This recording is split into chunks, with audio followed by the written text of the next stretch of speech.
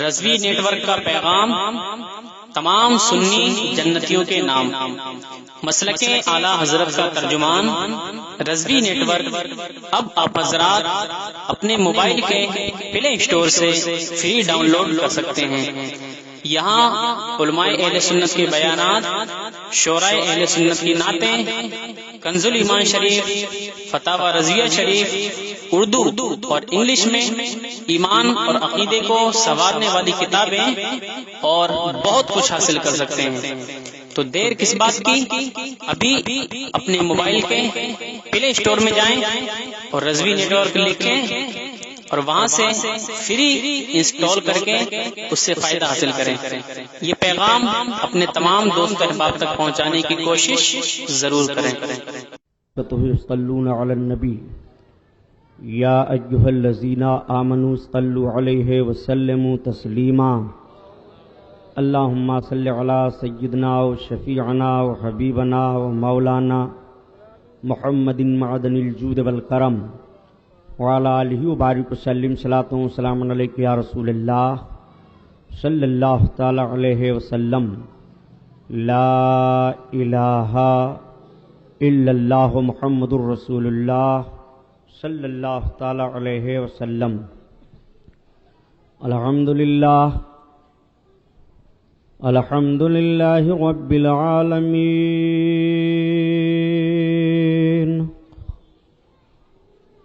والصلاة والسلام علی سید المرسلین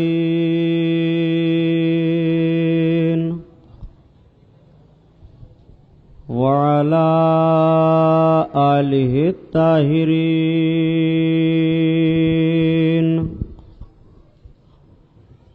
واصحابہ المطہرین وابنہ الغوث العظم الجیلانی محی الدین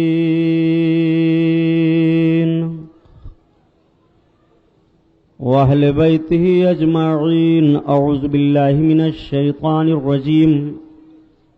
بسم اللہ الرحمن الرحیم.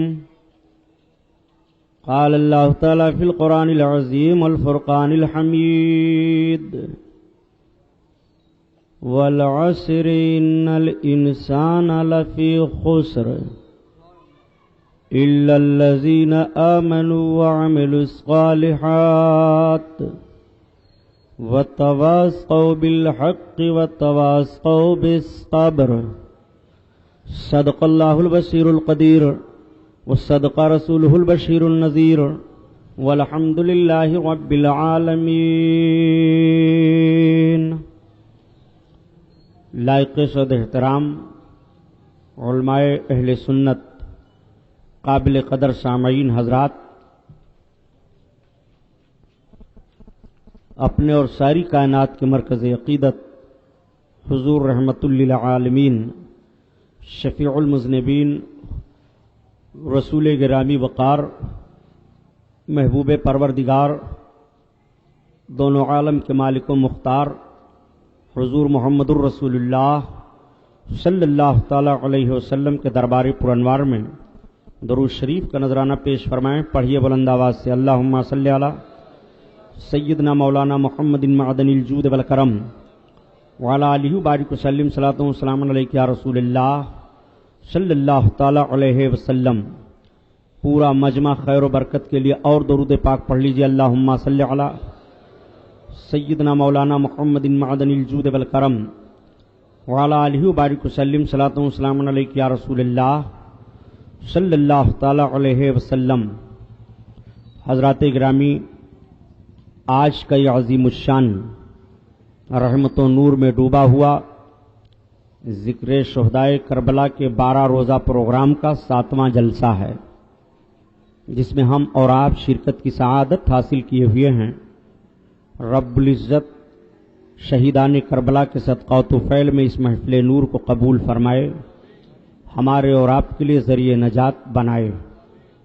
میں نے کل کے عنوان میں خلیفہ دوم حضرت عمر فاروق اعظم رضی اللہ تعالی عنہ کے تعلق سے کچھ عرض کیا تھا. امیر المومنین خلیفہ دوم کی مقدس زندگی کے وہ گوشے آپ کے سامنے پیش کیے گئے تھے جس سے آپ کے ایمان کو جلا ملے اور اللہ کے رسول کے شیدائیوں کے تعلق سے آپ کے دل میں محبت کا چراغ جلے۔ آئیے حسب معمول نعت پاک رسول صلی اللہ تعالی علیہ وسلم کے کچھ اشعار سن لیجئے، پھر بات آگے بڑھے۔ آقا کریم صلی اللہ تعالی علیہ وسلم کی نعت پڑھنا عبادت ہے۔ جب مسجد نبوی کے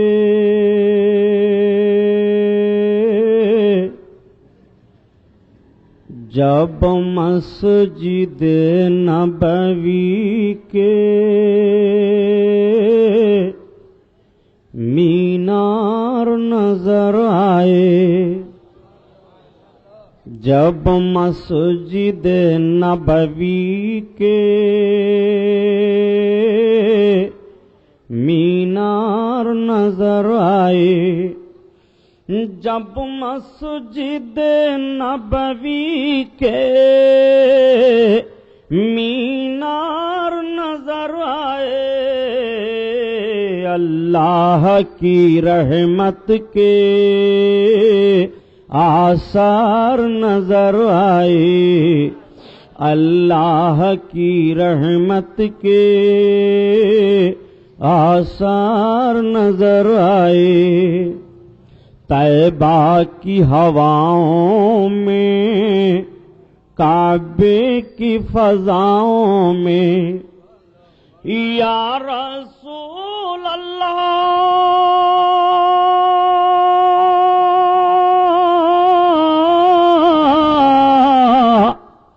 طیبہ کی ہواؤں میں کعبے کی فضاؤں میں،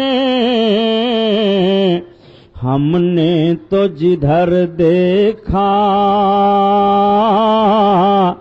سرکار نظر آئے، ہم نے تو جدھر دیکھا سرکار نظر آئے، اور جب گنبد خضرا کے دیوار نظر آئے، جب گنبد خضرا کے دیوار نظر آئے، جب گنبد خضرا کے دیوار نظر آئے،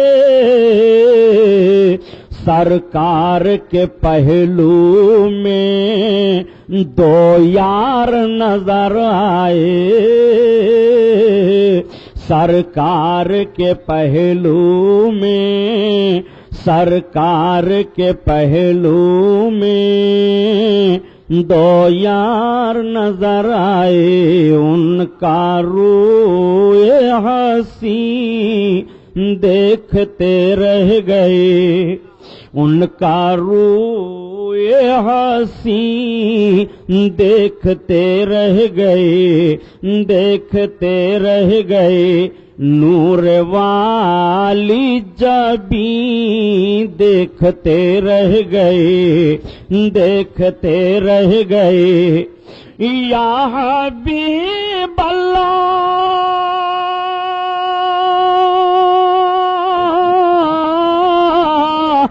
جس نے آقا کے تالوں کا بوسہ لیا،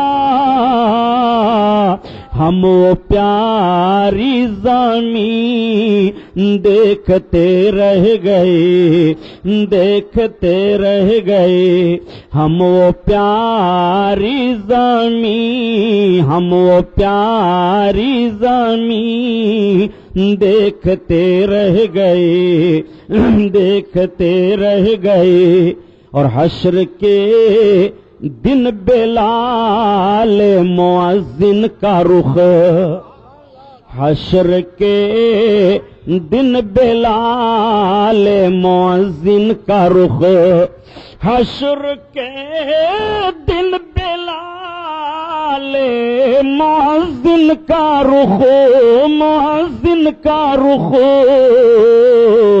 خوش نظر مہجبی دیکھتے رہ گئے خوش نظر مہجبی دیکھتے رہ گئے ان کا روئے حسین دیکھتے رہ گئے درود پاک اللہم صلی علی سیدنا مولانا محمد معدن الجود والکرم وعلی آلہ وبارک وسلم صلاۃ و سلام علیک یا رسول اللہ صلی اللہ تعالی علیہ وسلم. فطرتیں آزاد ہوں اور قدرتیں پھر ساتھ ہوں. بات بس اتنی سی ہے کہ مسلم بن جائے کوئی. نشیمن جل رہا ہے اور دھواں اٹھا ہے، نشیمن جل رہا ہے اور دھواں اٹھا ہے. لوگ کہتے ہیں کہ ساون کی گھٹا چھائی ہے. مرحبا جرات ابن حیدر، سر دے دیا بات نہ جانے دی، اور اسلام کے دامن میں اس کے سوا کیا ہے. یک ضرب ید اللہ یک سجدہ شبیری، قتل حسین اصل میں مرگ یزید ہے. اسلام زندہ ہوتا ہے ہر کربلا کے بعد. قتل حسین اصل میں مرگ یزید ہے. اسلام زندہ ہوتا ہے ہر کربلا کے بعد. اور کیا بات رضا اس چمنستان کرم کی، کیا بات رضا اس چمنستان کرم کی. زہرا ہے کلی جس میں حسین و حسن پھول، سرتابہ قدم ہے تنے سلطان زمن پھول. لب پھول، دہن پھول، زقن پھول، بدن پھول. حضرات، میں نے آپ سے عرض کیا تھا کہ خلیفہ دوم اللہ کے رسول صلی اللہ تعالی علیہ وسلم کے شیدائی حضرت عمر فاروق اعظم رضی اللہ تعالی عنہ نے 10 سال تک آقا کریم صلی اللہ تعالی علیہ وسلم کے بتائے ہوئے اصولوں پر خلق خدا کی دیکھ بھال کرتے رہے، عمارت کا کام انجام دیتے رہے، اور شریعت اسلامیہ کے اصول و ضوابط کو لوگوں کے سامنے پیش کر کے نبی کونین صلی اللہ تعالی علیہ وسلم کی مقدس اسوہ حسنہ پر عمل کرنے کی ترغیب دلاتے رہے.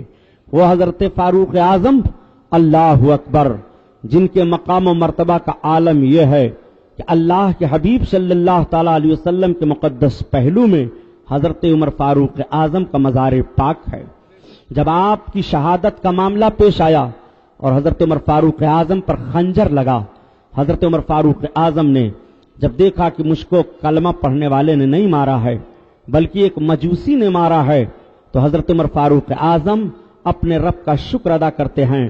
اے پروردگار، کسی مسلمان نے میرے اوپر حملہ نہیں کیا، میں تیرا لاکھ لاکھ شکر گزار ہوں. حضرت عمر فاروق اعظم رضی اللہ تعالیٰ عنہ نے ارشاد فرمایا اور وصیت کی، اے لوگو، سرکار دو عالم صلی اللہ تعالی علیہ وسلم کی مقدس محبوبہ زوجہ عائشہ صدیقہ سے پوچھو اور اجازت لے لو، اگر وہ مجھ کو آقا کریم صلی اللہ علیہ وسلم کے قدم پاک میں دفن ہونے کے لیے اجازت دے دیں تو مجھے وہیں دفن کر دینا. چنانچہ حضرت ام المومنین عائشہ صدیقہ رضی اللہ تعالی عنہا سے جب پوچھا گیا تو آپ راضی ہو گئیں.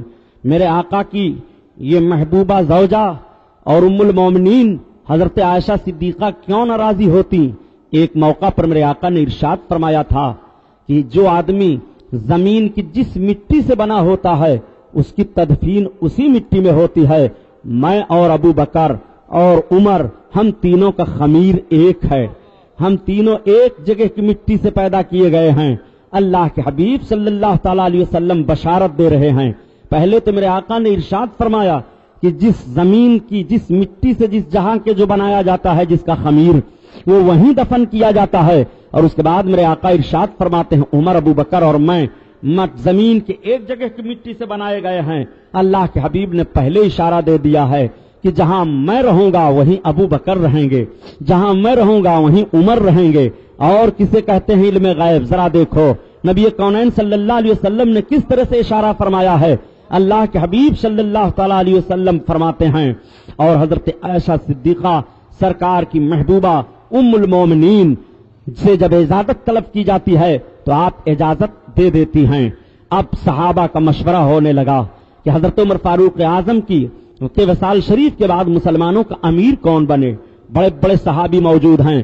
حضرت عبد الرحمن ابن عوف ہیں، حضرت عبیدہ بن جراح ہیں، حضرت سعد بن وقاص ہیں، حضرت علی کائنات ہیں، حضرت عثمان غنی ہیں۔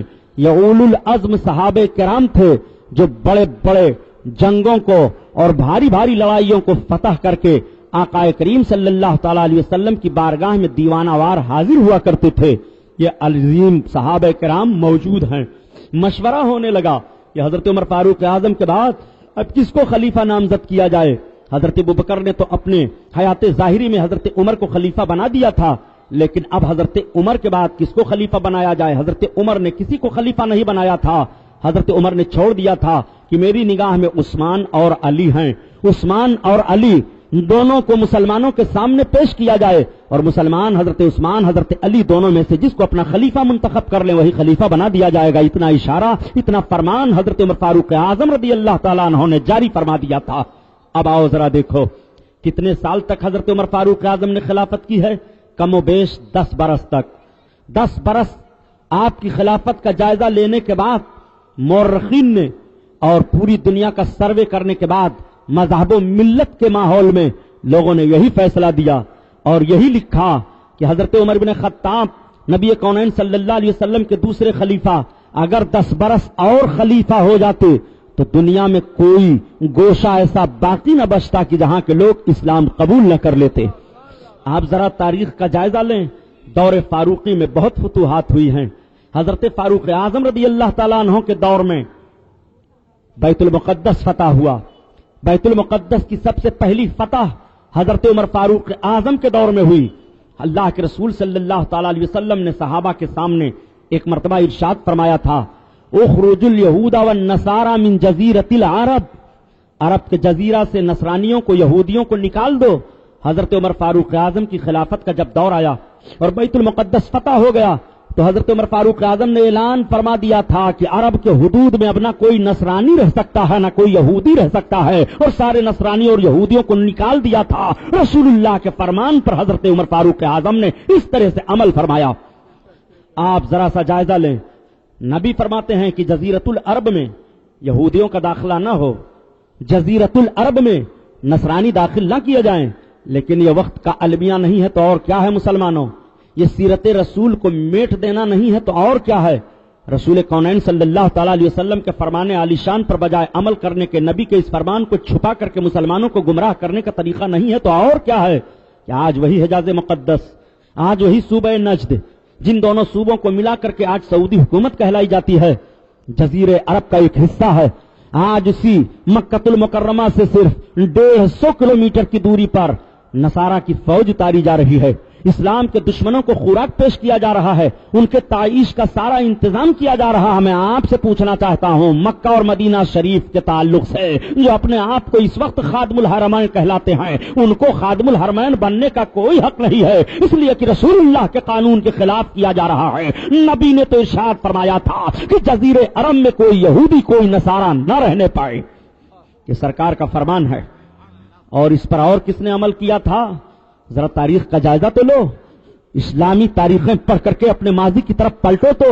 اسی لیے پیارے میں کبھی کبھی کہہ دیا کرتا ہوں، وہ فضول سمجھ کر جسے بجھا دیا ہم نے، وہ فضول سمجھ کر جسے بجھا دیا ہم نے، وہی چراغ جلاؤ تو اجالا ہوگا، وہی چراغ جلاؤ تو اجالا ہوگا۔ اور پیارے بڑے دل جلے نے کہہ دیا کہ وہ اندھیرے ہی بھلے تھے کہ قدم راہ پہ تھے، وہ اندھیرے ہی بھلے تھے کہ قدم راہ پہ تھے، روشنی لائی ہے منزل سے بہت دور ہمیں۔ آپ ذرا تاریخ کا جائزہ لیں، جب ترکوں کی حکومت ہوئی ہے، میرے آقا صلی اللہ تعالی علیہ وسلم نے ترکوں کے تعلق سے بھی فرمایا تھا، جب ترک اسلام قبول کرتے ہیں اور جب وہ اسلامی حدود کی حفاظت میں آتے ہیں تو 532 برس اسلامی حدود میں ترکوں نے یورپیوں کو داخل نہیں ہونے دیا تھا اور یورپیوں کے چھکے چھڑا دیا تھا۔ صلاح الدین ایوبی نے وہ مضبوط فتح کا جھنڈا گاڑ دیا تھا۔ حضرت عمر فاروق اعظم کے دور میں بیت المقدس پہلی بار فتح ہوتا ہے اور دوسری مرتبہ حضرت صلاح الدین ایوبی کے دور میں فتح ہوتا ہے۔ صلاح الدین ایوبی کون تھے؟ جملہ آ گیا تو میں بتاتا چلوں، یہ تاریخ کا وہ مرد مجاہد ہے کہ 300 خاصان خدا کا سردار ہے۔ اللہ اکبر، ولایت کا وہ درجہ حضرت صلاح الدین ایوبی کو حاصل ہے صلاح الدین ایوبی نے جب بیت المقدس کو فتح کیا تھا تو فتح کرنے کے بعد صلاح الدین ایوبی نے کہا آرنڈ کو گرفتار کیا جائے. یہ آرنڈ کون تھا؟ بیت المقدس کا حکمراں تھا. یروشلم کی ذمہ داری اس کو سونپی گئی تھی حکومت کرنے کی. اس کو گرفتار کیا گیا. حضرت صلاح الدین ایوبی نے حکم جاری فرما دیا کہ جتنے قیدی ہیں اگر یہ فدیہ دے کر کے اپنے آپ کو چھڑانا چاہتے ہیں تو چھڑا لیں، اجازت دی جا رہی ہے. سارے لوگوں نے فدیہ دے دے کر کے اپنے آپ کو چھٹکارا حاصل کرنا شروع کیا. لیکن صلاح الدین ایوبی نے کہا آرڈر کو قتل کیا جائے گا. جب اس نے سنا تو کہا اے مرد مجاہد اسلام کے سپہ سالار، میں آپ کو خزانے کا وہ حصہ بتا دیتا ہوں کہ نسلاً بعد نسلیں آپ استعمال کرتے رہیں گے، خزانہ نہیں ختم ہوگا. میں اتنا فدیہ دینے کے لیے تیار ہوں، مجھے معاف کر دیا جائے. تو صلاح الدین ایوبی نے کہا تھا یروشلم کے سارے قیدیوں کو معاف کیا جا سکتا ہے، مگر تمہاری زبان میں کاٹوں گا، تمہاری آنکھیں میں نکالوں گا، تمہاری ناک میں کاٹوں گا، تمہیں وہ دردناک سزا دی جائے گی. تاریخ پر، تاریخ کے صفحات پر یہ جملے لکھ دیے جائیں گے. تو آرنڈ نے پوچھا تھا اے صلاح الدین ایوبی آخر میں نے جرم کیا ہے سزا مجھے دی جا رہی ہے؟ تو صلاح الدین ایوبی نے کہا تو تاریخ کو دوہرا لے. جب تو نے 12 حاجیوں کو گرفتار کیا تھا اور 12 حاجیوں نے کہا تھا کہ ہم بیت اللہ شریف کو حج کرنے جا رہے ہیں، تو نے کہا تھا کہ ہمارے یروشلم سے کوئی حج کرنے کے لیے نہیں جا سکتا ہے، تم کیسے جا رہے ہو؟ تو ان لوگوں نے کہا تھا اے بیت المقدس یروشلم کے حکمراں، ہم پیغمبر اسلام نبی آخر الزماں کا واسطہ دیتے ہیں، تو ہمیں چھوڑ دے، ہم کو حج کرنے کے لیے جانے دے. تو نے کہا تھا کہ بلاؤ اپنے نبی کو مدد کے لیے. بول تو نے کہا تھا کہ نہیں کہا تھا؟ یاد کر تو تاریخ، تو نے وہ جملہ دہرایا تھا کہ نہیں کہ بلاؤ اپنے نبی کو مدد کے لیے. ہاں تصرو انا محمد علیہ الصلوۃ والتسلیم، میں محمد کی طرف سے بدلہ لینے کے لیے تیار ہوں. تیری گدی آج چیر دوں گا. گستاخ رسول ہے تو، رسول اللہ کا گستاخ کبھی بھی معاف نہیں کیا جائے گا. کاٹ دی گئی اس کی گردن اور فضا میں صلاح الدین ایوبی نے اپنی تلوار کو لہرایا اور لہرانے کے بعد کہا کہ دشمنان محمد کو جب تک اس طرح سے سزائیں دی جاتی رہیں گی بیت المقدس تمہارے قبضہ میں رہے گا اور فتح کا جھنڈا تمہارا لہراتا رہے گا. میرے دوستو، تاریخ کا یہ تھوڑا سا ورق میں نے آپ کے سامنے رکھا. بتانے کا مقصد یہ ہے کہ حضرت عمر فاروق اعظم کے دور میں پہلی بار بیت المقدس فتح ہوا. اسی بیت المقدس کا معاملہ آج اخباروں میں آپ پڑھتے رہتے ہو. اسی بیت المقدس کا مطالبہ کیا جاتا ہے.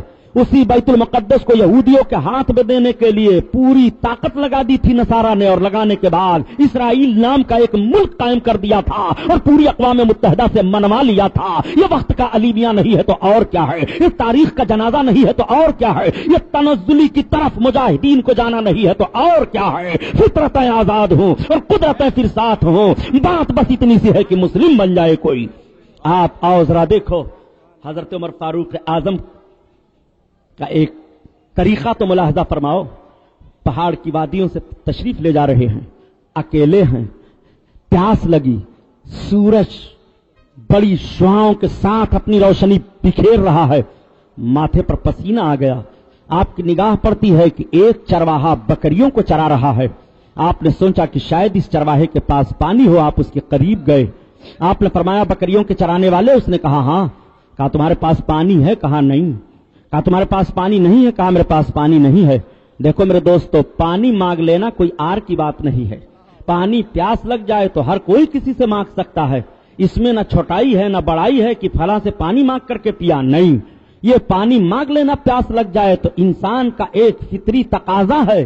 حضرت عمر فاروق اعظم نے کہا تمہارے پاس دودھ ہے؟ کہا دودھ بھی نہیں ہے. کہا تو ایک کام کرو کہ تم اپنی کسی بکری کا دودھ نکال کر کے مجھے دے دو. کہا آپ ہم سے وہ کام کروا رہے ہیں، یہ میری بکریاں نہیں ہیں، میں کیسے بکری کا دودھ نکال کر کے دے دوں؟ کہا تمہاری بکریاں نہیں ہیں. کہا پھر کس کی ہیں؟ کہا میرے مالک کی بکریاں ہیں، میں چرواہا ہوں، میں اجرت پر چرا رہا ہوں. کہا تو ایک کام کرو کہ تم کوئی بکری ہمارے ہاتھ پر قیمتاً دے دو. کہا میں اپنے مالک کے امانت میں خیانت کیسے کر سکتا ہوں؟ میں صرف چرواہا ہوں، مجھے بیچنے کی اجازت نہیں ہے، میں اپنی کسی بکری کو نہیں دے سکتا ہوں. کہا میں جب شام کو جاتا ہوں تو میرا مالک اپنی بکریوں کو شمار کرتا ہے، اگر میں بیچ دوں گا ایک بکری نہیں رہے گی تو میں اپنے مالک کو جواب کیا دوں گا؟ کہا کیا تمہارا مالک یہ نہیں دیکھتا ہے کہ کبھی کبھی تمہارے ریوڑوں سے جانور بکریوں کو اٹھا لے جائے؟ کہاں اٹھا لے جاتا ہے جانور، میں بتا دیتا ہوں کہ جانور اٹھا لے گیا ہے، میرا مالک مجھے کچھ نہیں کہتا ہے.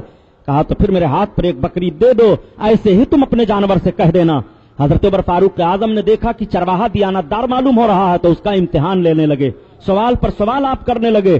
آپ نے فرمایا کہ تو نہیں دے سکتا ہے، کہا میں قطعاً نہیں دے سکتا ہوں، نہ دودھ دے سکتا ہوں نکال کر، نہ بکری بیچ سکتا ہوں، نہ آپ کو دودھ نکالنے کی اجازت دے سکتا ہوں، اس لیے کہ میری ذمہ داری چرواہے کی ذمہ داری ہے، میں ان بکریوں کو اپنے مالک کے سامنے لے جاتا ہوں، جو بکریاں دودھ دینے والی ہیں میرا مالک دودھ نکالتا ہے، اب میرے مالک کا اختیار ہے وہ اپنا دودھ بیچے یا کسی کو دے، میں نہیں دے سکتا ہوں۔ حضرت عمر فاروق اعظم نے فرمایا اے بکریوں کے چرانے والے، کیا تم مجھ کو پہچانتا ہے کہ نہیں؟ کہا میں جانتا ہوں آپ وہ آدمی ہیں کہ آپ مجھ کو اپنے مالک کی امانت میں خیانت کرنے کے لیے کہتے ہیں۔ حضرت عمر فاروق اعظم نے فرمایا اے چرواہے، جب تو نے پہلا لفظ کہا تھا کہ میں اپنے مالک کی امانت میں خیانت نہیں کروں گا تو میں نے جستجو شروع کر دی تھی اور میں تیرا امتحان لینے لگا تھا۔ سن، میں عمر بن خطاب ہوں، اتنا سننا تھا چرواہا کانپ جاتا ہے۔ آپ نے فرمایا تجھے کانپنے کی ضرورت نہیں ہے، سجدہ شکر میں گر جاتے ہیں اور عرض کرتے ہیں اے پروردگار عالم، عمر بن خطاب کے دور حکومت میں اگر چرواہے ایسے امانت دار ہیں تو رحمتوں کی برسات ہوتی رہے گی، زمین پر خیر کا نزول ہوتا رہے گا، امن و امان کا چراغ جلتا رہے گا، امن کی شعائیں پھیلتی رہیں گی، ایک انسان انسانیت کے روپ میں رات اور دن گزارتا ہوا اپنی زندگی کو بتاتا ہوا چلا جائے گا۔ وہ حضرت عمر بن خطاب کی شان ہے۔ آپ ذرا ملاحظہ فرمائیں، اس دور کے چرواہے اتنے دیانتدار ہیں۔ آج آپ کو حضرت عمر فاروق اعظم کی زندگی سے سبق حاصل کرنا چاہیے کہ آپ اپنے مالک، آپ اپنے سیٹھ، آپ اپنے ذمہ دار کی امانت میں خیانت نہ کریں، چاہیے کہ آپ جس کی ذمہ داری میں ہوں اس کی وفاداری نبھائیں۔ حضرت عمر فاروق اعظم رضی اللہ تعالیٰ عنہ، اللہ اکبر، یہ آپ کی شان ہے۔ پہلو نبی صلی اللہ تعالیٰ علیہ وسلم میں دفن کیے جاتے ہیں۔ حضرت عمر فاروق اعظم کے دفن ہونے کے بعد اب مسئلہ اٹھا کہ کس کو خلیفہ بنایا جائے۔ کچھ لوگوں نے کہا حضرت عثمان کو بنا دیا جائے، کچھ لوگوں نے کہا حضرت علی کو بنایا جائے۔ حضرت عبیدہ بن جراح کو پیش کیا گیا اور کہا گیا کہ آپ کو اللہ کے رسول امین الامت فرمایا کرتے تھے، امت کے امین ہو، اس لیے آپ خلافت کی ذمہ داری قبول فرما لو۔ آپ نے فرمایا نہیں، مجھے خلافت کا بوجھ نہ دیا جائے۔ حضرت عثمان سے کہا گیا تو آپ نے فرمایا مجھے خلافت کا بوجھ نہ دیا جائے۔ حضرت علی سے کہا گیا تو آپ نے فرمایا مجھے خلافت کا بوجھ نہ دیا جائے۔ اب سارے صحابہ آپس میں مشورہ کر کے یہ طے کر لیتے ہیں کہ یا تو خلیفہ علی کو بنایا جائے یا تو خلیفہ عثمان کو بنایا جائے۔ اب یہ دونوں حضرات ہیں، اللہ کی مشیت تو دیکھو، جب کچھ لوگ کہہ دیا کرتے ہیں کہ بلا فصل خلیفہ حضرت علی ہیں، میرے پیارے دوست بلا فصل خلیفہ کیسے مانتے ہو؟ اللہ اپنے محبوب کے شیدائیوں کو نواز رہا ہے۔ حضرت ابو بکر صدیق کو دنیا سے پہلے جانا ہے، وہ پہلے خلیفہ ہو گئے۔ حضرت عمر فاروق اعظم کو اس کے بعد جانا ہے، وہ دوسرے خلیفہ ہو گئے۔ حضرت عثمان غنی کو تیسرے مرتبے میں جانا ہے، وہ تیسرے خلیفہ ہو گئے۔ سب سے بعد میں حضرت علی کو جانا ہے، حضرت علی چہارم خلیفہ ہوئے۔ تم حضرت علی کو چہارم خلیفہ تسلیم بھی کر رہے ہو اور یہ بھی کہہ رہے ہو کہ حضرت علی بلا فصل خلیفہ ہیں۔ یہ تمہاری دیانتداری نہیں ہے، یہ تمہارا ایک مفروضہ ہے۔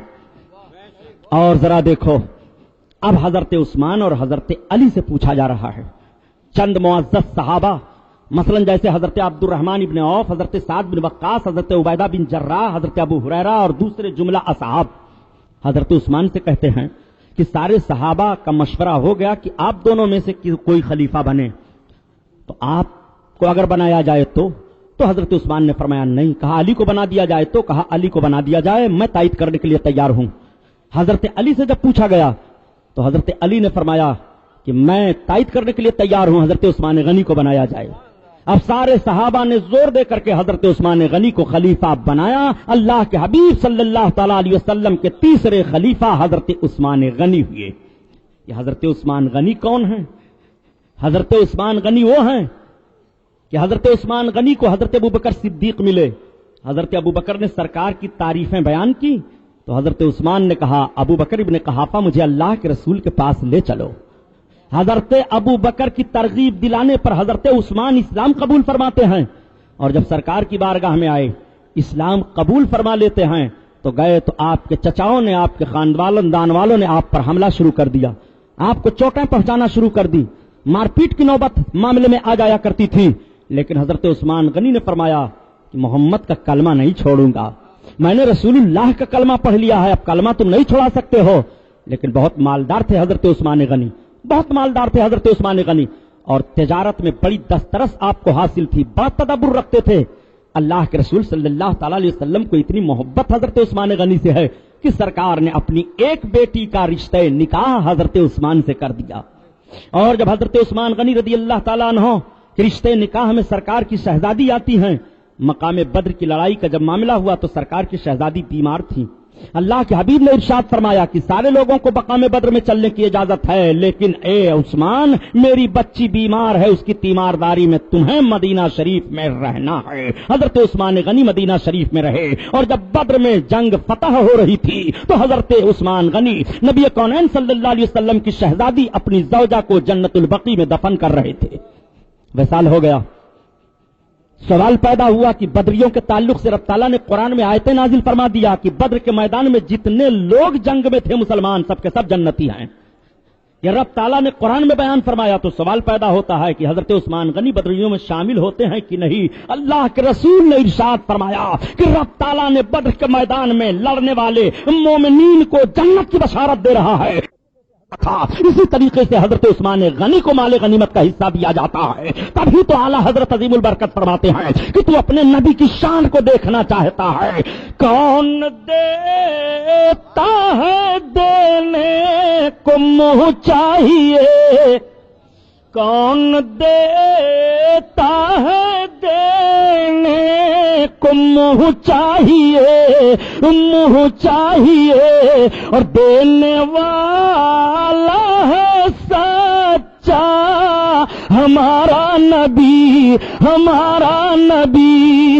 اللہ اللہ. آپ ذرا ملاحظہ فرمائیے، وہ حضرت عثمان غنی ہیں. جب سرکار کی شہزادی کا وصال ہو گیا تو اللہ کے رسول نے اپنی دوسری صاحبزادی کا بھی نکاح حضرت عثمان سے فرما دیا. آقا ارشاد فرماتے ہیں اگر میرے پاس اور بیٹیاں ہوتی تو یہ کے بعد دیگرے میں عثمان کے ساتھ نکاح کر دیتا. عثمان وہ شرمیلے ہیں، وہ حیادار ہیں کہ فرشتے ان سے شرم کرتے ہیں.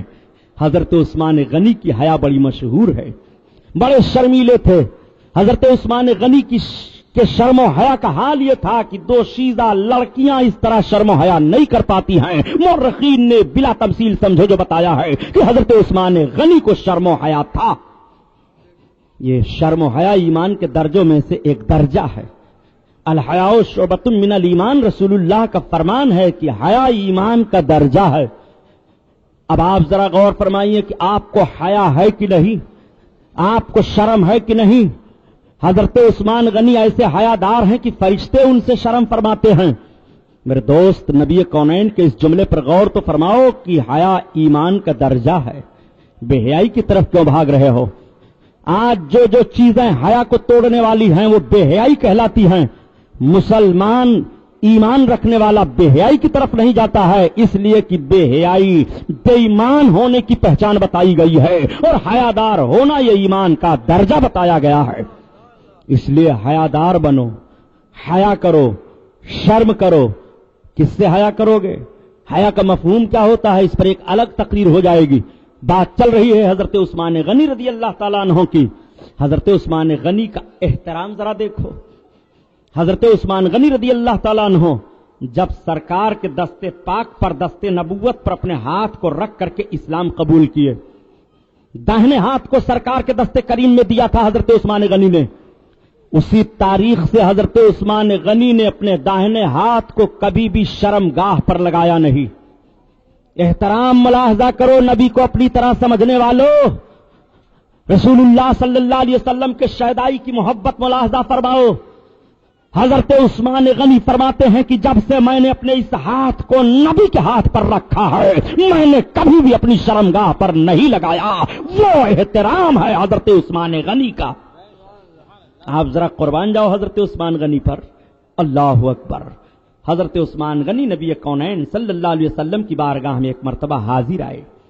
عرض کرتے ہیں یا رسول اللہ، آج میں آپ کی دعوت لوں گا، سرکار میری دعوت قبول فرمائیں، اور میں نے یہ طے کر لیا ہے کہ میرے گھر تک نبی کے جتنے قدم پڑیں گے میں ہر قدم پر ایک ایک غلام آزاد کرتا جاؤں گا.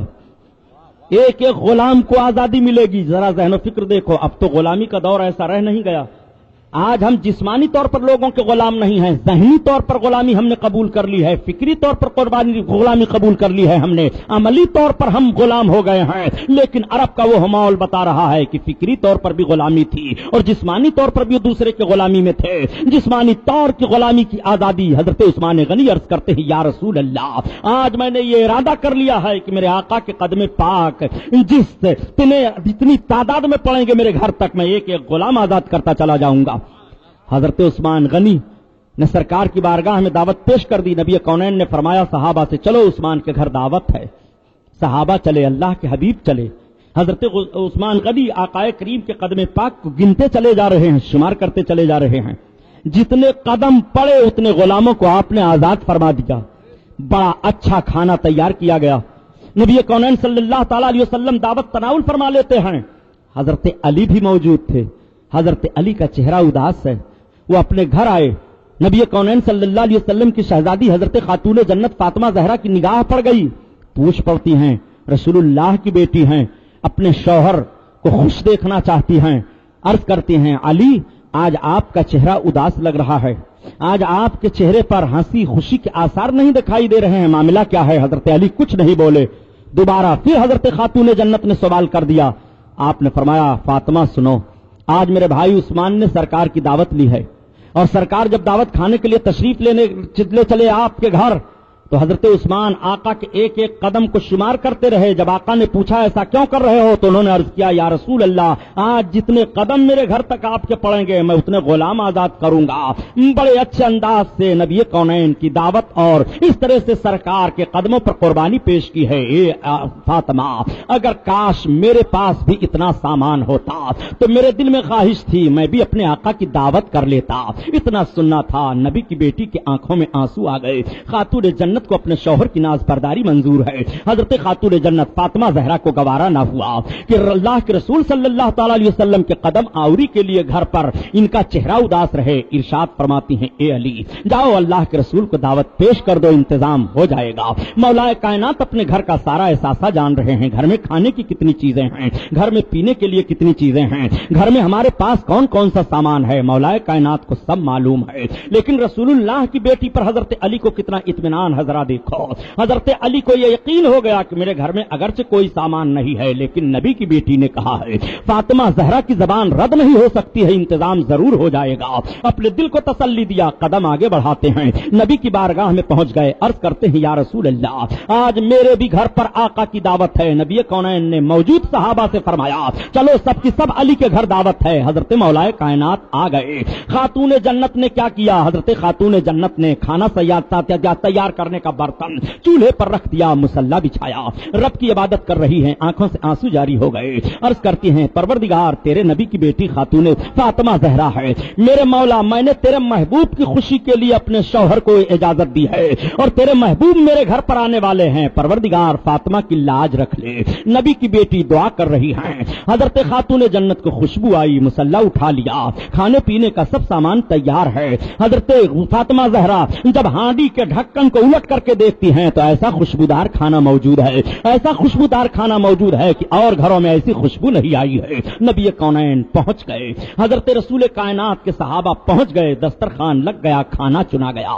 ذرا نبی کونین صلی اللہ علیہ وسلم کی مسکراہٹ تو دیکھو، کھانا سب تناول فرما رہے ہیں، میرے نبی کے لبہائے ناز پر مسکراہٹ آ گئی۔ آقا فرماتے ہیں اے میرے صحابہ آج علی کے گھر تم جنت کا کھانا کھا رہے ہو۔ اتنا سننا تھا، صحابہ مچل گئے، عرض کرتے ہیں یا رسول اللہ علی کے گھر ہم جنت کا کھانا کھا رہے ہیں۔ ہاں جنت کا کھانا علی کے گھر کھا رہے ہو۔ اللہ کے حبیب نے ارشاد فرمایا اے میرے صحابہ یہ علی کے گھر جنت سے کھانا جبریل لائے ہیں، اللہ نے عطا فرما دیا ہے۔ پتہ یہ چلا کہ سب سے پہلے جنتی کھانا مل رہا ہے تو علی کے گھر سے مل رہا ہے، جنتی کھانا مل رہا ہے تو علی کے دروازے سے مل رہا ہے۔ آپ ذرا ملاحظہ فرمائیے، صحابہ خوش ہو گئے، حضرت علی کو بڑی خوشی ہے۔ خاتون جنت نے مصلی بچھایا، رب کی بارگاہ میں عرض کر رہے ہیں اے پروردگار عثمان غنی نے نبی کے سامنے کھانا پیش کیا تھا، تو نے رحم و فضل فرمایا اور تو نے عزت بخشی میرے پروردگار، جنت سے کھانا آ گیا، میرے آقا تناول فرما رہے ہیں، سرکار کے شیدائی کھا رہے ہیں، اے پروردگار نبی کونین کے قدم جتنے پڑے تھے عثمان غنی کے گھر اتنے غلاموں کو انہوں نے آزاد کیا تھا، اے میرے مولا میرے گھر پر آقا کریم کے جتنے قدم پڑے ہیں تب تک حضرت جبریل علیہ السلام بارگاہ رسالت میں آ گئے، عرض کرتے ہیں یا رسول اللہ فاطمہ زہرا کا سجدہ رب نے قبول فرما لیا ہے، آپ کے گھر عثمان غنی کے گھر آپ آ رہے تھے، جتنے قدم پڑے ہیں اتنے غلاموں کو آزاد کیا ہے، مگر فاطمہ کے ایک سجدہ کے بدلوں میں آپ کے ہزاروں امتیوں کی مغفرت ہو رہی ہے، رب تعالیٰ نے بخشش کا پروانہ عطا فرما دیا ہے، یہ وہ حضرت علی کا گھر ہے کہ علی کے گھر سے جنتی کھانا بھی مل رہا ہے اور علی کے گھر سے نجات کا پروانہ مل رہا ہے۔ آپ ذرا غور فرمائیں، حضرت عثمان غنی یہ ہیں، حضرت عثمان غنی رضی اللہ تعالیٰ عنہ، اللہ اکبر، 12 برس کم و بیش آپ نے حکومت کے فرائض کو انجام دیا، آپ عمارت کی ذمہ داریوں کو سنبھالتے رہے، 12 برس کے درمیان بہت ساری جنگیں ہوئی، بہت سارے فتوحات ہوئے، آپسی بہت سارے اختلافات ہوئے، ایک الزام حضرت عثمان غنی پر لگایا گیا اور وہ الزام لگانے والے کون تھے؟ کچھ یہودی ذہن و فکر رکھنے والے، کچھ اقتدار و حویث کے لالچی ایسے تھے فساد برپا کرنے والے، انہوں نے ذہن و فکر دے دیا کہ عثمان غنی حکومت کے عہدوں پر اپنے رشتہ داروں کو متعین فرماتے ہیں۔ اتنا سننا تھا، حضرت عثمان غنی نے صحابہ کا جلسہ بلایا، صحابہ آ گئے، آپ نے ایک ایک بات کی صفائی پیش کرنا شروع کر دی، صحابہ تسلیم کرتے رہے، ساری باتوں کا دفعہ ہو گیا، لیکن بلوائی کچھ ایسے ذہن و فکر کے تھے کہ بلوا کیا جائے۔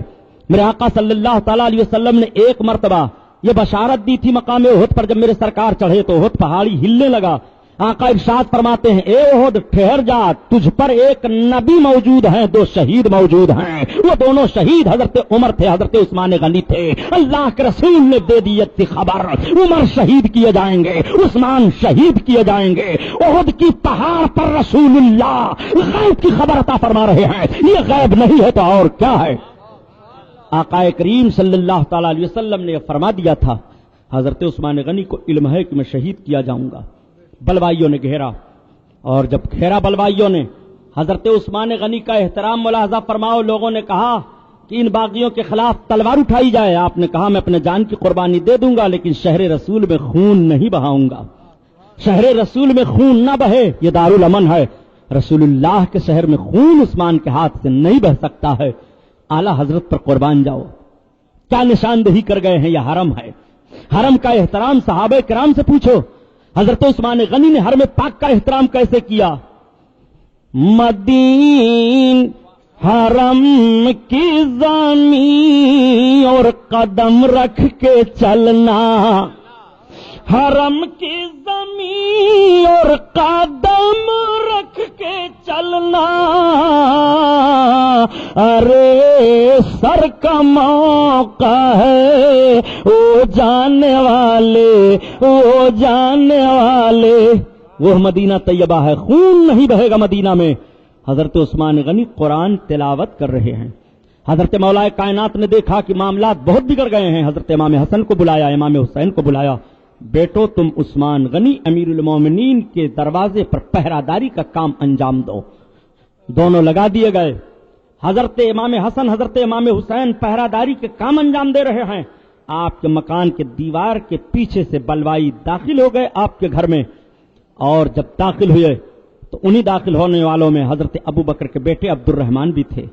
حضرت عبد الرحمن نے جیسے آپ کے داڑھی شریف پر ذیش مبارک پر ہاتھ کو لگایا، تب تک حضرت عثمان غنی فرماتے ہیں اے بیٹا، اگر جو تم حرکت کر رہے ہو تمہارے باپ دیکھتے تو، تب تک حضرت عبد الرحمن نے چھوڑ دیا، وہ الگ ہو گئے، پیچھے سے مکان کے اندر آئے تھے، حضرت عثمان غنی پر حملہ کیا۔ آپ کی بیوی حضرت نائلہ تھی، انہوں نے تلوار کی وار کو روکا، ان کی انگلیاں کٹ گئیں، حضرت عثمان غنی پر تلوار سے وار کیا گیا، آپ نے جنبش نہیں کی، قرآن کا پہلا چھینٹا آپ کے خون کا قرآن کے ورق پر پڑا، تب تک ایک آواز آئی کہ اب فتنہ قیامت تک ختم نہیں ہوگا۔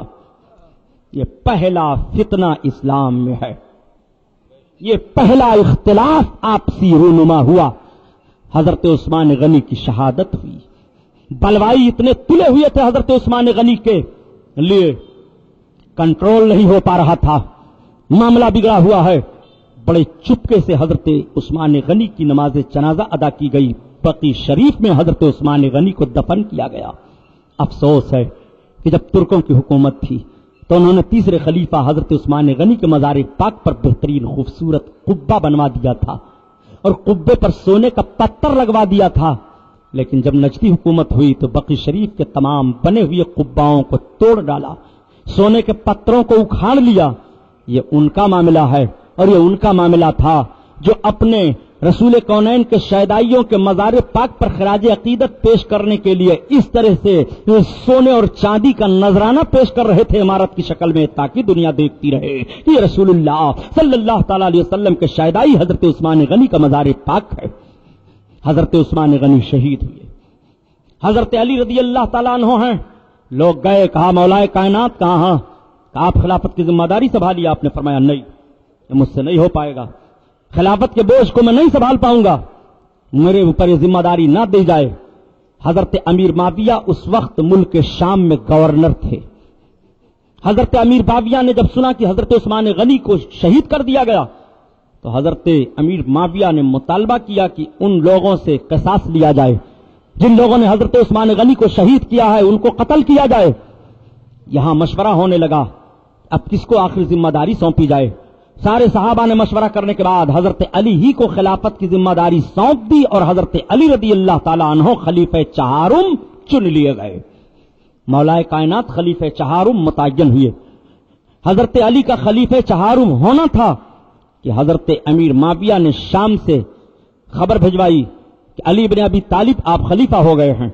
अब आपके ऊपर जिम्मेदारी होती है कि उस्मान गनी रदी अल्लाह ताला अन्हो के कत्ल में जितने लोग मुलव्विस हैं, जितने कातिल हैं, उन सब से कताल किया जाए, उनको कत्ल किया जाए, क़िसास लिया जाए। हजरत उस्मान गनी को गनी क्यों कहा जाता है? एक जुमला यह भी आपके जहन में खटकता होगा। ये गनी का खिताब किसने दिया है? अल्लाह के रसूल सल्लल्लाहु अलैहि वसल्लम ने अता फरमाया था। कब अल्लाह के रसूल ने अता फरमाया था? जब जंगे तबूक के मौका पर मेरे सरकार ने सहाबा से चंदा किया था और हजरत उस्मान गनी ने 100 ऊंट साजो सामान के साथ लदा हुआ नबी कौनैन की बारगाह में पेश कर दिया।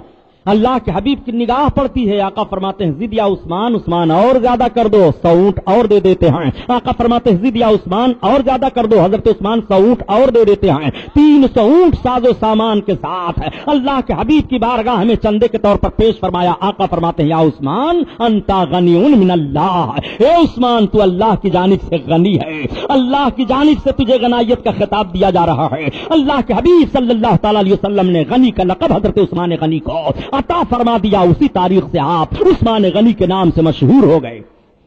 आप जरा गौर फरमाओ, हजरत उस्मान गनी रदी अल्लाह ताला अन्हु की शहादत हुई, मौलाए कायनात खलीफे चहारुम बनाए गए।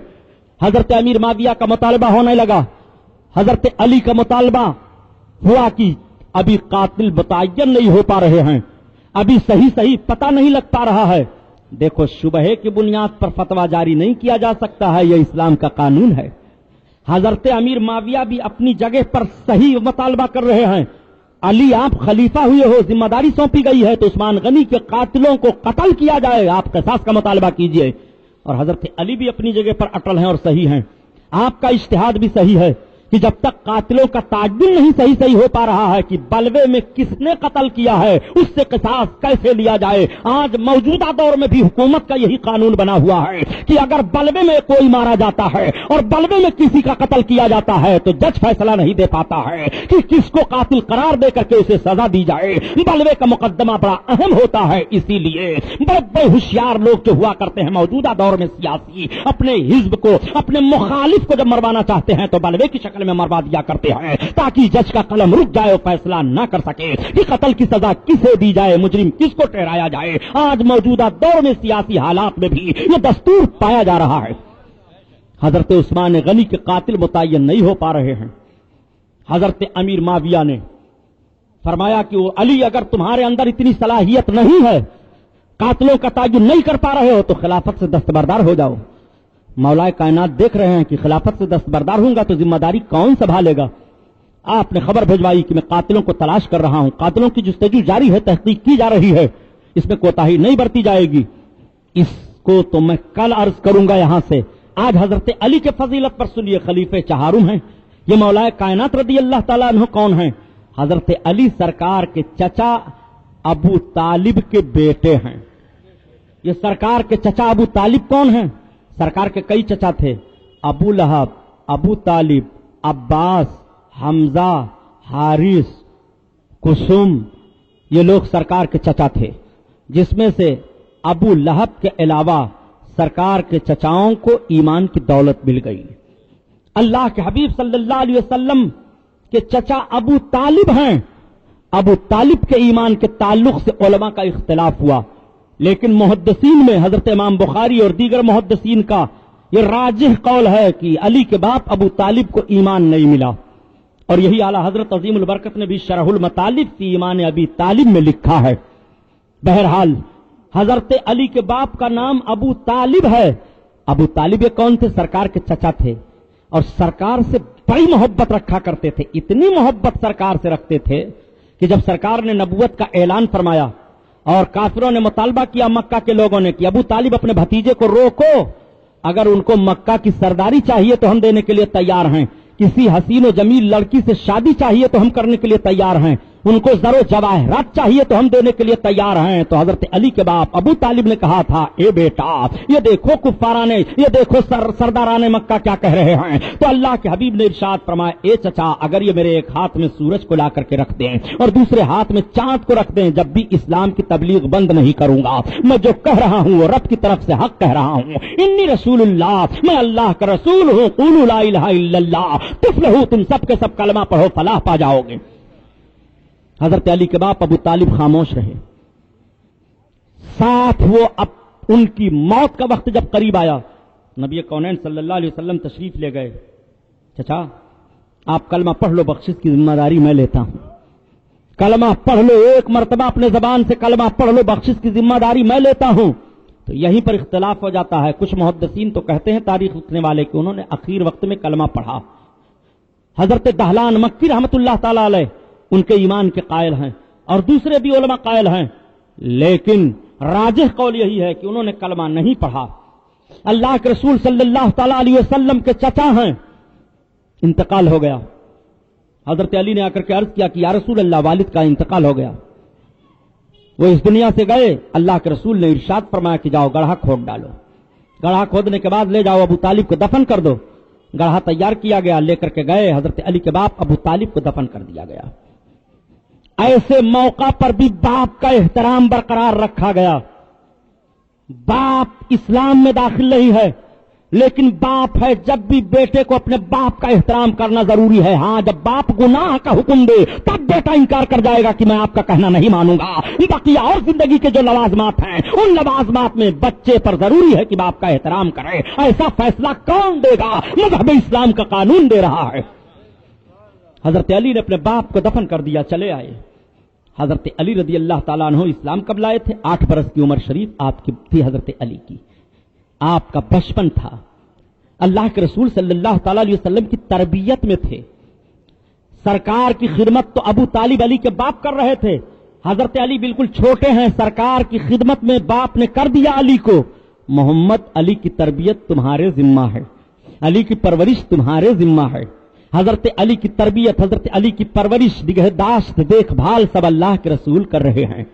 جب اللہ کے رسول نے اسلام کا اعلان کیا، حضرت ابوبکر نے کلمہ پڑھا، سرکار کی بیوی حضرت خدیجہ نے کلمہ پڑھا، زید ابن حارثہ نے کلمہ پڑھا، تو سرکار کی بیوی کو کلمہ پڑھتا ہوا جب حضرت علی نے دیکھا تو عرض کیا کہ ہم کو بھی آپ کلمہ پڑھا لیجئے. میرے آقا نے حضرت علی کو کلمہ پڑھایا. بچوں میں سب سے پہلے رسول اللہ کا کلمہ حضرت علی نے پڑھا.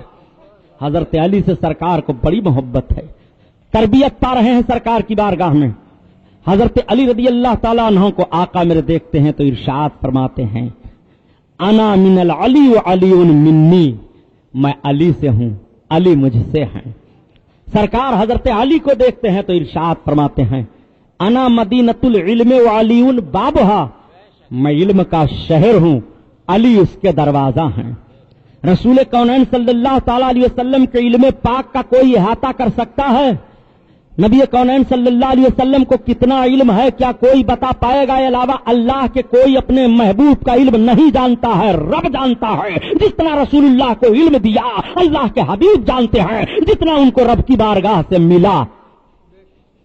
اب اگر یہ شمار کریں کہ نبی کو یہ علم نہیں ہے، یہ علم نہیں ہے، نبی یہ نہیں جانتے ہیں، نبی وہ نہیں جانتے ہیں، نبی کو یہ نہیں معلوم ہے، تو قرآن نے فیصلہ کر دیا وَعَلَّمَكَ مَا لَمْ تَكُنْ تَعْلَمُ وَكَانَ فَضْلُ اللَّهِ عَلَيْكَ عَظِيمًا۔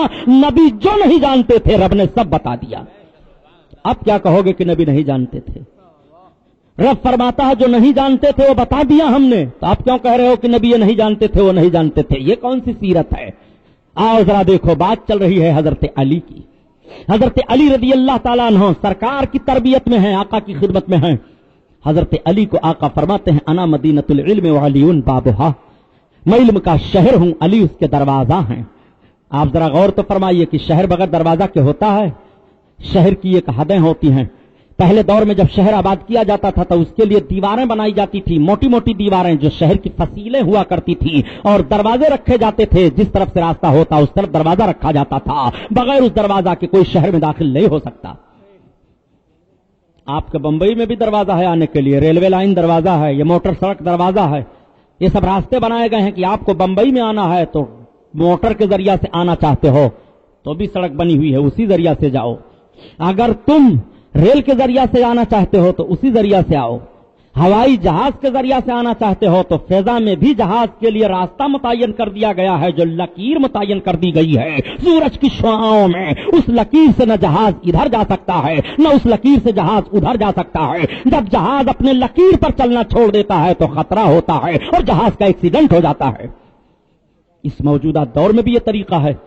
پہلے دور میں فصیلیں بنائی جاتی تھی، آج بھی دہلی وغیرہ آپ جا کر کے دیکھیں، آج بھی جائیے آپ شہروں میں ملاحظہ کیجئے، آج بھی بڑی بڑی فصیلیں دکھائی دے رہی ہیں، آج بھی ان کے دروازے دکھائی دے رہے ہیں۔ آقا کریم نے ارشاد فرمایا میں علم کا شہر ہوں۔ شہر میں ہر چیزیں ہوتی ہیں، شہر میں ہر قسم کے ادارے ہوتے ہیں، شہر میں ہر قسم کی معلومات ہوتی ہے، شہر میں ہر قسم کے حکمت والے ہوتے ہیں۔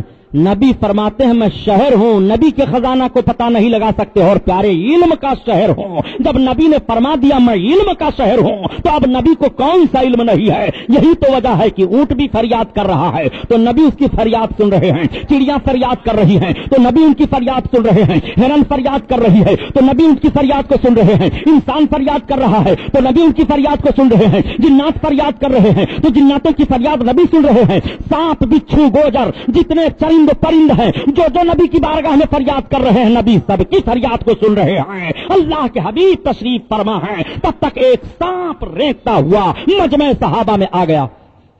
صحابہ اٹھے کہ مارا جائے، اللہ کے رسول نے فرمایا نہیں مت مارو، میرے سرکار کا فرمان ہے کہ موذی جانور کو ایذا دینے سے پہلے قتل کر دو، مگر اللہ کے رسول نے اس سانپ کو مارنے سے روک دیا۔ وہ سانپ گھستا چلا آیا، سرکار کے قدموں پر پہنچ گیا، اپنے پھن کو پھیلایا، آقا کے قدموں پر رکھا، قدموں پر رکھ کر کے وہ بڑھتا جا رہا ہے۔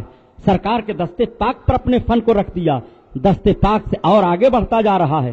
نبی کونین صلی اللہ علیہ وسلم کے دوش مبارک کے پاس اپنے فن کو بلند کیا اور گوش پاک کے قریب اپنی زبان کو لے گیا۔ زبان کبھی باہر نکالتا ہے، کبھی اندر کرتا ہے، کبھی باہر نکالتا ہے، کبھی اندر کرتا ہے۔ نبی کونین صلی اللہ علیہ وسلم کے لبہائے پاک چل رہے ہیں، صحابہ دیکھ رہے ہیں، وہ پھر سانپ اترتا ہے، نبی کے قدموں پر اپنے پھن کو رکھا اور رکھنے کے بعد چلا گیا۔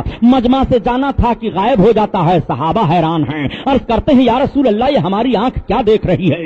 آقا فرما رہے ہیں جو تم دیکھ رہے تھے صحیح دیکھ رہے تھے، وہ سانپ نہیں تھا، وہ کوہ قاف کا جن تھا، وہ سورہ طٰہٰ کی چند آیتیں بھول گیا تھا، وہی مجھ سے پوچھنے کے لیے آیا تھا، اس کو میں قرآن کی آیتیں پڑھ کر کے بتا رہا تھا۔ رسول اللہ بول رہے ہیں، وہ سانپ سن رہا ہے، صحابہ نہیں سن رہے ہیں، اور سانپ عرض کر رہا ہے یا رسول اللہ میں قرآن کی چند آیتیں بھول گیا ہوں، مجھے بتا دیجئے۔ جو رسول سانپ کی آواز سن رہے ہوں اس رسول سے کس مخلوق کی آواز پوشیدہ رہے گی؟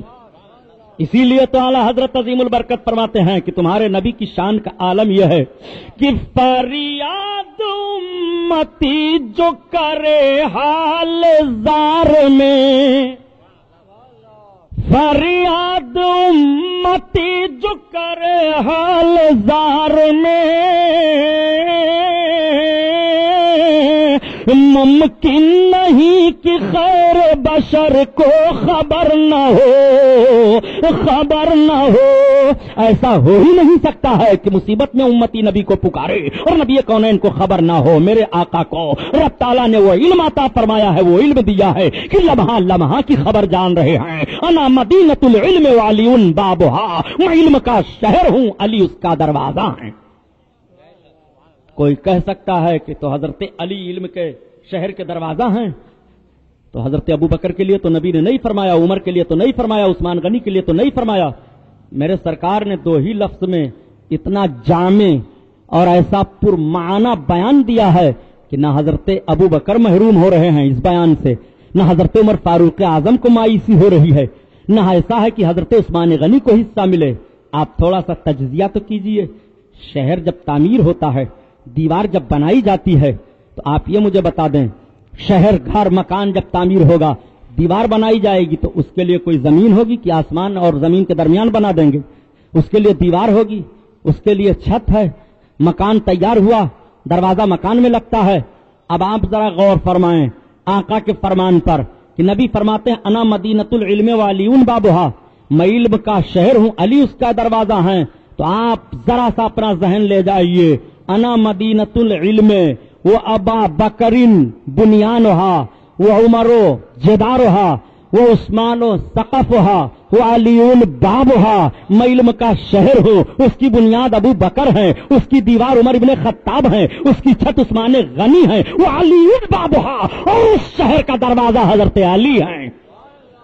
آپ ذرا غور فرمائیے، اللہ کے رسول صلی اللہ علیہ وسلم ارشاد فرماتے ہیں القرآن مع العلی وعلی مع القرآن، علی قرآن کے ساتھ ہیں، قرآن علی کے ساتھ ہے۔